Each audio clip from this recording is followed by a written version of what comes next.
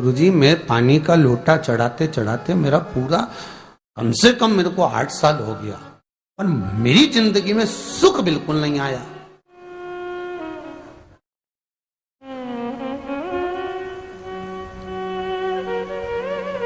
हमने कहा तूने कैसे चढ़ाया, वो भी तो सुने। तो क्या कैसे, क्या स्नान करा और मंदिर जाके लोटा चढ़ाया पानी का।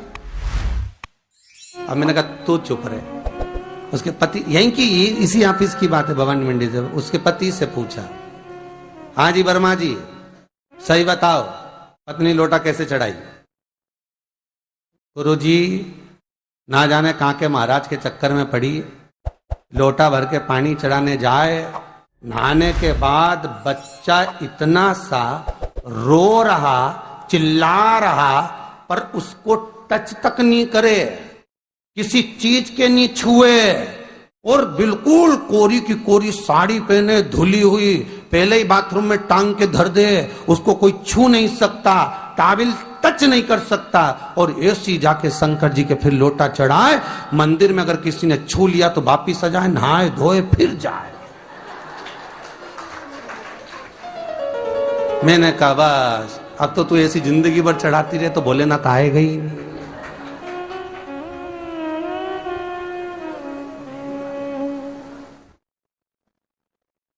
सत्य बोलो रे मिलेगा। कई लोगों ने पूछा शंकर को रिझाने के लिए कौन से कलर के कपड़े पहने कि शिव राजी हो जाए। शंकर को पाने के लिए कपड़ा बदलने की जरूरत नहीं होती, शंकर को पाने के लिए कलेजा बदलने की जरूरत होती है, शंकर मिल जाता है। कपड़े से शिव कभी नहीं मिला साहब। आप कौन से कलर के कपड़े पहन रहे हो, ये शिव प्राप्त नहीं करोगे हो। सफेद पहन लिए, लाल पहन लिए, केसर के पहन लिया, उससे शंकर नहीं मिल रहा हो। बहुत सारी रुद्राक्ष की माला धारण कर ली, हाथ में भी खूब सारा रुद्राक्ष पहन लिया, यहां पर भी पहन लिया, कान में भी रुद्राक्ष धारण कर लिया, जटा पे भी रुद्राक्ष लगा लिया, उससे शिव नहीं मिलने वाला हो।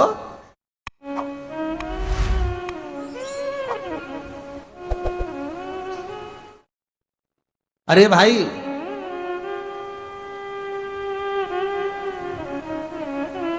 किसके पास में जा रहे हो आप जल चढ़ाने के लिए? जम के बोलिए जरा। शंकर जी के पास। शंकर जी कौन है? तुम्हारे कौन से मतलब नहीं है। भगवान को तो केवल इतना मतलब है कि आप मन कैसा लेकर आए हो। ये तन साफ करने से, स्नान करने से, खूब रगड़ रगड़ के नहाने से, लक्स पेयर से, खूब घिस घिस के नालों ने, क्रीम ने, पाउडर, डेंटिंग पेंटिंग करके फिर भगवान के पास जाओ और बढ़िया 2-4 घंटे तक फैशन करके भगवान को रिझाओ, भगवान रिझेगा? अरे गर्ग संहिता में लिखा है कि शंकर को एक बार प्रणाम करने का फल क्या है कि 10 अश्वमेध यज्ञ के स्नान का जो फल होता है वो मात्र शंकर को प्रणाम करने से मिल जाता है। कितना? 10 अश्वमेध यज्ञ के स्नान का जो फल है शंकर को मात्र प्रणाम करने से मिल जाता है। पर गर्ग संहिता कहती है कि 10 अश्वमेध यज्ञ के स्नान के बाद भी मनुष्य का जन्म वापिस मिल सकता है। मतलब वापिस तुम्हारा जन्म हो सकता है, किसी भी रूप में हो, जन्म हो सकता है। पर शिव पुराण कहती है, गर्ग संहिता कहती है, स्कंद पुराण कहती है, नर्मदा पुराण कहती है कि महाराज इतना जरूर है कि शिव को प्रणाम करने का फल उतना है कि 10 अश्वमेध यज्ञ के स्नान का फल मिल जाता है। पर गर्ग संहिता कहती है कि शंकर के चरणों में अगर प्रणाम कर लिया तो ये पक्का है कि अश्वमेध यज्ञ का फल भले कट जाए पर शंकर के प्रणाम का फल नहीं कटता, उसका वापिस जन्म नहीं होता और वो शिव का हो जाता, वो शंकर का हो गया, फिर उसका जन्म नहीं है महाराज।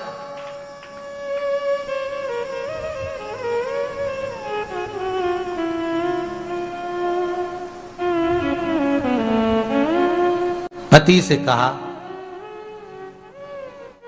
हाथ धो, स्नान कर लो जल्दी से, फिर अपन को चलना है मंदिर। पति बोला नहा लिया एक बार तो दूसरी बार फिर से नहा लो।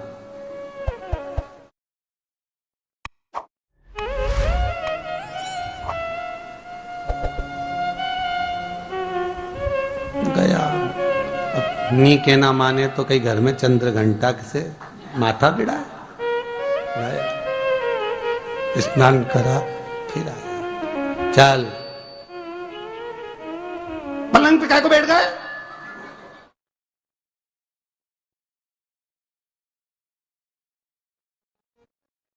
पलंगी तो है।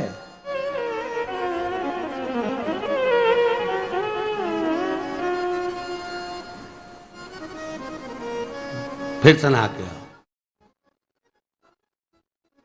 ये फिर नहावाने भेज दिया। होता एक सास बेचारी मायके जाना था, मौसी की यहाँ शादी थी। अब उसने बहू से कहा बेटा मेरे को जाना है, अपने घर में छोटे से लड्डू गोपाल, उनकी सेवा है, तू एक काम कर कि तू सेवा कर लेगी क्या? हाँ मम्मी, उसमें क्या है, करना क्या है तुम बताओ। बस सुबह से 3 बार ताली बजाना, भगवान को उठाना, पात्र में रख के नहलाना, उनको पोंछना, कपड़े पहना देना, इत्र लगा देना, चंदन लगा देना, मुकुट लगा देना, सुंदर अलकावली सब पहनाने के बाद में भगवान को दर्पण दिखाना। जब भगवान को कांच दिखाए, दर्पण दिखाए, भगवान मुस्कुरा दे, तब भगवान को भोग लगा देना। हाँ मम्मी इतना तो मैं करूंगी, और बाद में भगवान को वापिस सुला देना। हाँ इतना सा कर लूंगी। सास बिचारी कह के चली गई। अब बहू सुबह से उठ के 3 बार ताली बजाई, भगवान को उठाया, बिठाया, नहवाया, तैयार कर दिया। तैयार करके जो दर्पण दिखाया तो भगवान तो मुस्कुराया ही नहीं। अब इसको कौन समझाए कि पीतल की मूर्ति कोई हंसे है? पर उसने तो विचार करा कि सास कह के गई भगवान जब मुस्कुरा दे तो उनको भोग लगा देना। अब भगवान तो कोई मुस्कुराए नहीं, ये दर्पण दिखाया। इसको लगा कि मेरी सेवा में कोई कमी रह गई। इसने भगवान का कपड़ा वपड़ा वापिस उतारा, इनको वापिस रजाई में सुला दिया। अब भगवान को वापिस रजाई में सुलाया, फिर आ गई, 3 बार फिर ताली बजाई, भगवान को फिर उठाया, फिर बिठाया, बिठाने के बाद में फिर उनको कपड़े वपड़े पहनाकर फिर दर्पण दिखाया, पर भगवान तो मुस्कुराया ही नहीं। ये वापिस इस सेवा में गलती रह गई। वापिस इसने सब कपड़ा उतारा, भगवान को फिर सुला दिया। सुबह 8 बजे से नहवा रही, कपड़े पहना रही और सुला रही। 1 बज गई।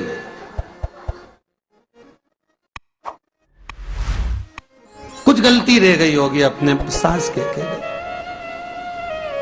अब की बार फिर भगवान को नहवाया। भगवान भी मन में सोचे नहवाई नहवा रही, खवा तो कछु ना रही। 28 बार नहवा दिया। इसके बाप का क्या जाए, 29 बार भी नहवा देगी। सर्दी होगी तो हमको होगी, इसका क्या जाए। नहवा ही रही है और खवाती कुछ नहीं, फिर सुला देती है, फिर ताली बजा। अब क्या फिर आ गई और 29वीं बार फिर बैठ गई और फिर भगवान को नहवाया, कपड़े पहनाया और पहनाने के बाद भगवान का श्रृंगार करके जैसे ही दर्पण उठाया, उठा के जो भगवान को दिखाने लगी, भगवान ने मन में सोचा अब की बार तो हंसी दूंगा, चाहे कुछ भी हो जाए। और भगवान दोनों दांत दिखा दिया। जैसे ही भगवान ने दांत दिखाया, इसने दर्पण रखा और जल्दी से भोग लाई, भगवान के जिमाया। भगवान के जिमाया, जिमने के बाद भगवान को फिर वापस सुला दिया। अब ये सुबह से जैसे ही आए तो भगवान पहले ही मुस्कुरा के, क्योंकि भगवान को मालूम है नहवाएगी 25 बार का मतलब उससे चंद हंसी दो, हंसने में क्या जाता। तो भगवान पहले से मुस्कुरा के बैठ जा। अब एक दिन सास आ गई। सास ने कहा बहू अब सेवा मैं कर लूंगी। हाँ मम्मी कर लो। मम्मी सेवा करने बैठी। मम्मी ने भी स्नान कराया, श्रृंगार करा, कपड़े पहनाए, मुकुट लगाया। सब लगाने के बाद जैसे ही सास कांच दिखाने के लिए दर्पण को उठाई, इतने में से मूर्ति में से आवाज आई, दर्पण तो तेरी बहू दिखाएगी, उसको बुला दे, बहुत जोरदार दिखाती, वो दिखा सकती, तू वापिस धर दे दर्पण, तेरे बस का नहीं। भगवान को भी लगा कि भैया सामने, अब इसमें कोई दिखावा था क्या? नहीं, प्रेम वात्सल्य था।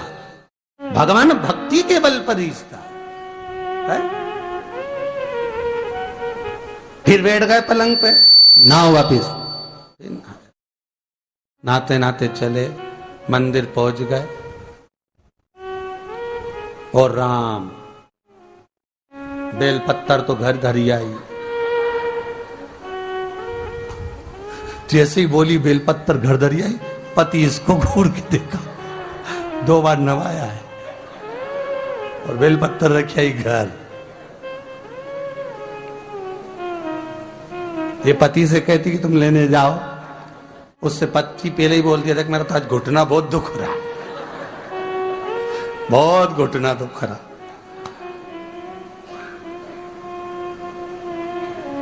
ठीक है, तुम बैठो, मैं आई अभी घर से। अब घर जाते जाते मालूम पड़े फिर कहीं का कोई छुआ गया तो नहाने बैठ गई।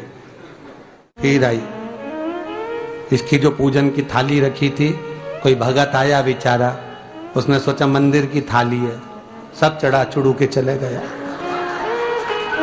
सब। पति से बोली तुमने अकेले ही पूजन कर ली, मैं तो करा ही नहीं। ये नंदी जहां बैठा उसके पास में बैठा, मैंने हाथ नहीं लगाया। तो ये सामान कौन चढ़ाया? इनकी आई थी, सब चढ़ाया। तो क्या शर्म नहीं आई? बेलपत्तर तो था ही नहीं। तो क्या सियोर वाला महाराज की कथा सुनी थी, शंकर जी पे से उठा लिया, धो के चढ़ा के वो गई, वो चली। शिव ये नहीं कह रहा कि तुम वस्तुएं बटोर कर लाओ। शंकर कहता तुम्हारे पास में मिल जाए तो समर्पित कर दो, नहीं मिले धोया, वापिस शिव को चढ़ा दिया, वापिस शंकर को समर्पित कर दिया। शिव स्वीकार करेंगे। एक महीने तक भी एक बेलपत्र को धोकर शंकर को रोज चढ़ाते रहो तो भी शंकर स्वीकार करेंगे। उसमें भगवान ये नहीं सोचेंगे कि निर्माल्य है, स्वीकार करेंगे।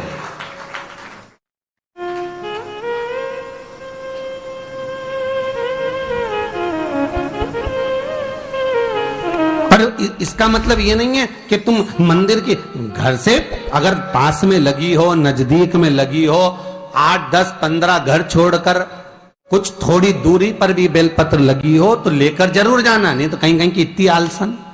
उन्होंने कहा सियोर वाला महाराज बोला तुम तो उठा उठा के चढ़ा दो। तो भगवान के मंदिर में ही बेलपत्र नहीं जाए मालूम पड़े हो, तो ऐसा नहीं है कि नहीं जाए वाला, जाओ, पास में लगी हो तो लेकर जरूर जाओ। भगवान को समर्पित करने के लिए थोड़ा ना थोड़ा भाव भगवान के द्वार पर जरूर लेकर जाओ।